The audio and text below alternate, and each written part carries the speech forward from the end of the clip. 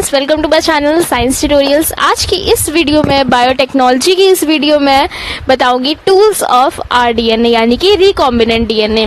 तो recombinant DNA सबसे पहले हमें पता है कि रिकॉम्बिनेंट डीएनए क्या होता है। ठीक, tools of rDNA, recombinant DNA. अब टूल्स क्या होंगे, यानी कि ऐसी चीजें जो यूज होंगी थ्रू आउट द प्रोसेस, पूरे प्रोसेस में। किस चीज के प्रोसेस में? डीएनए, रिकॉम्बिनेंट डीएनए बनाने के प्रोसेस में। रिकॉम्बिनेंट डीएनए पता ही है हमें, डीएनए इसका कट करना, प्लाज्मिड लेकर के कट करना, आपस में अगले स्टेप में आपस में दोनों को जोड़ देना, जोड़ करके पूरा एक बना देना, इसको कट करना, इसको कट करना। ठीक, ये तो हमें पता ही है, जो इन दोनों को मिला करके बने वो होगा रिकॉम्बिनेंट डीएनए। ठीक, मैंने लास्ट वीडियो बताया है, देखने के लिए लास्ट वीडियो को जाइएगा, अच्छी लगे तो लाइक भी करिएगा वीडियोस। तो सबसे पहले बात करते हैं टूल्स ऑफ आरडीएनए की। क्या टूल्स होते हैं? सबसे पहला रिस्ट्रिक्शन एंजाइम आएगा। सबसे पहले भाई जो डीएनए या प्लाज्मिड जो भी है कट होएगा, उसके बाद ही तो आगे का फंक्शन होएगा। तो सबसे पहले आएगा restriction enzyme, enzymes, endonuclease, exonuclease दोनों आ गए। मैंने बताया है प्रीवियस वीडियोस में, इसलिए मैं दोबारा रिपीट नहीं कर रही हूँ। आप वहां पे जाके देखिएगा, वरना ये समझ में नहीं आएगा। लास्ट वीडियो तो जरूर देखिएगा। ठीक, रिस्ट्रिक्शन एंजाइम के बाद आएगा polymerase enzyme, polymerase enzyme. Polymerase enzyme का फंक्शन भी मैं प्रीवियस वीडियो में बता चुकी। किस वीडियो में? मॉलिक्यूलर बेसिस ऑफ इनहेरिटेंस की वीडियो में बता चुकी हूँ। तो इसका फंक्शन देखने के लिए वो वीडियो देखिएगा। फिर भी मैं यहाँ पे थोड़ा सा बता देती हूँ कि ये जो 5 प्राइम टू 3 प्राइम चेन को एक्सटेंड करता है, डीएनए के स्ट्रैंड को एक्सटेंड करने के लिए, यानी कि लंबा करने के लिए इसका यूज होता है पॉलीमरेज एंजाइम का। ठीक, पॉलीमरेज एंजाइम कहीं पे भी आए हमेशा याद रखना है कि ये डीएनए की लेंथ को 5 प्राइम टू 3 प्राइम एक्सटेंड करता है। ठीक, अब थर्ड पॉइंट लाइगेजेस। भाई जो चीज दो अलग हुई है वो जुड़ेंगी भी, तो लाइगेज की हेल्प से जुड़ गई लाइगेजेस। अब जुड़ेंगी तो वो किसी के चीज में जा करके, वो क्लोनिंग मैंने कल बताया था, उसके बाद वो ई कोलाई में जो डाला जा रहा था और वो मल्टीप्लाई कराया जा रहा था, ताकि वैसे और सारे काफी क्वांटिटी में मिल जाए वो प्रोडक्ट जो हम बनाना चाह रहे हैं, और उसके बाद फिर हम लोग इंजेक्ट करें पर्सन में या किसी भी ऑर्गेनिज्म में। ठीक, तो उसके लिए जरूरत होगी वेक्टर की, वेक्टर की जरूरत होगी। वेक्टर क्या होता है? वेक्टर जो किसी चीज को कैरी करे वो वेक्टर कहलाता है।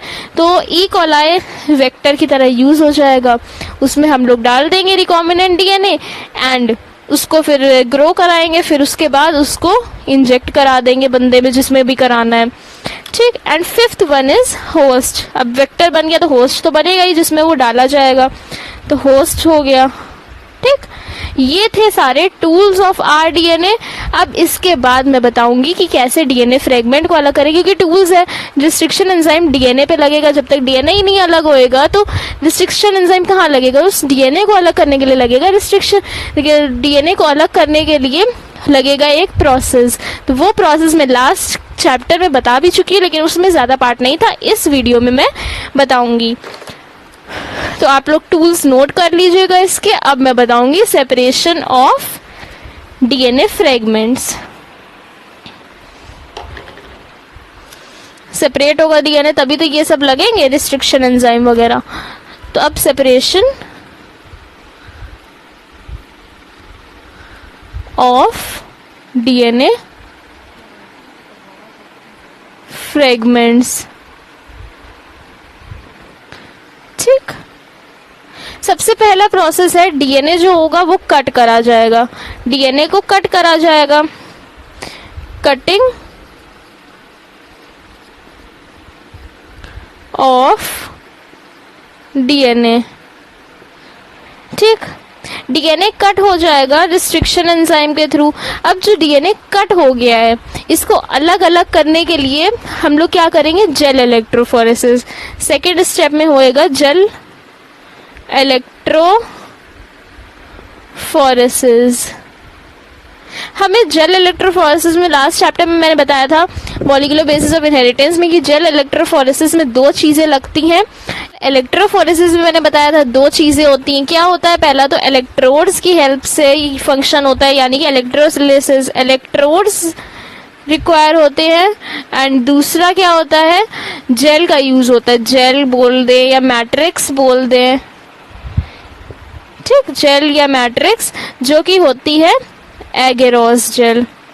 अगार यूज करा था ना, वहां अगार एगेरोस ही से ही बना था, एगेरोस जेल। ठीक, अब होता क्या है देखो, डीएनए नेगेटिवली चार्ज्ड है, हमें पता है, वो भी मैंने बताया था मॉलिक्यूलर बेसिस ऑफ इनहेरिटेंस में। डीएनए नेगेटिवली चार्ज्ड है, नेगेटिवली चार्ज्ड होने की वजह से वो एनोड की तरफ जाएगा। ठीक, नेगेटिवली चार्ज है इसलिए वो एनोड की तरफ जाएगा। अब एनोड की तरफ जाने के लिए उस पर चार्ज, उस पर इलेक्ट्रोलिसिस होगा ना, तो एनोड की तरफ वो चला गया। अब जो ये जेल मैट्रिक्स यूज हुई है, ये एगेरोस जेल की, ये बहुत एक अच्छा क्वेश्चन की तरह आपसे पूछा जा सकता है कि कौन सी किस चीज की मैट्रिक्स है, तो वो जेल एगेरोस जेल की मैट्रिक्स यूज होगी।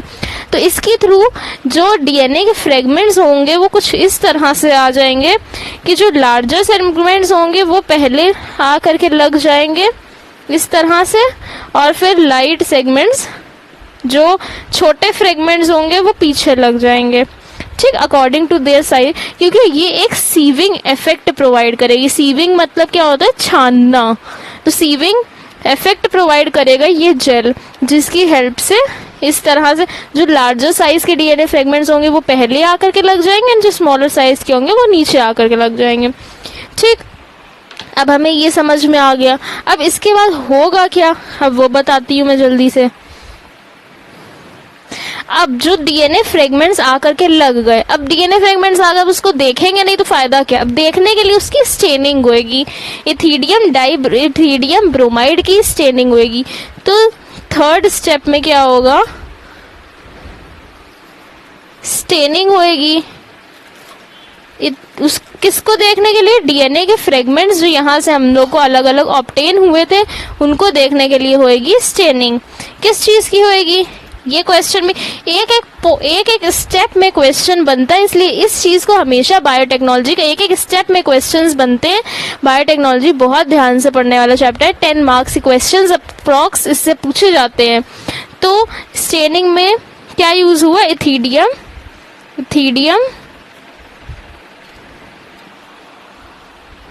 ब्रोमाइड।